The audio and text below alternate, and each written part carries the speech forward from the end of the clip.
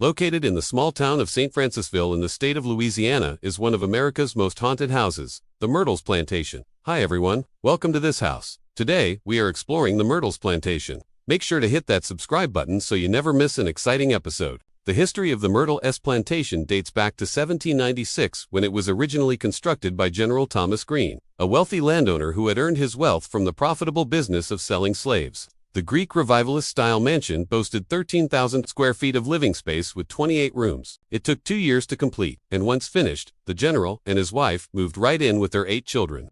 In 1824, just 8 years after moving into the home, the family decided to sell. And since then, the home has been sold many times over.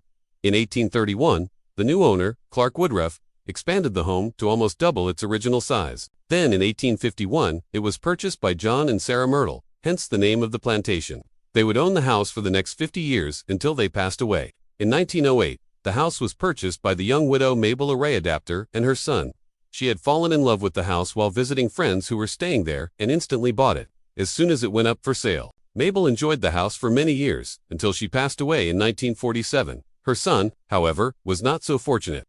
Just 4 years later, in 1951, he passed away in the home under mysterious circumstances.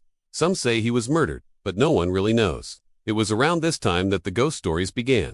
Apparently, the new owner found strange things happening around the house, like doors opening and closing on their own, lights turning on and off, and strange voices echoing through the halls. He tried to ignore them, but eventually he had to confront the reality that he was not alone in the house.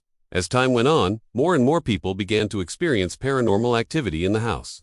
So much so that the current owners offer ghost tours and overnight ghost hunts. People have reported seeing apparitions throughout the house, including the ghost of a little girl in a Victorian nightgown and the ghost of a man in a top hat. Some have even reported hearing disembodied voices and footsteps in the attic.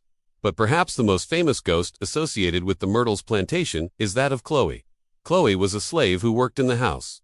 During the 1830s, one day she overheard her mistress, Madame Delphine, talking about how she was going to be sold. Not wanting to be separated from her family, she asked if she could be sold to someone in New Orleans where her family could visit her. But Madame Delphine refused and had her secretly put to death.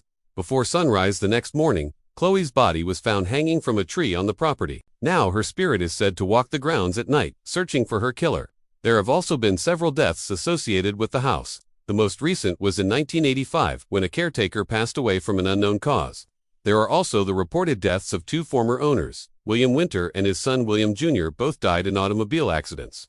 So is the Myrtles Plantation really haunted? Well, there are certainly a lot of reports of paranormal activity in the house, and it's possible that some of the ghosts may actually be real. Or it could be that the people staying in the house are simply making all of it up. What do you think? Is the Myrtles Plantation really haunted? Let me know your thoughts down below in the comments section. And while you're there, make sure to hit that subscribe button so you never miss an exciting episode.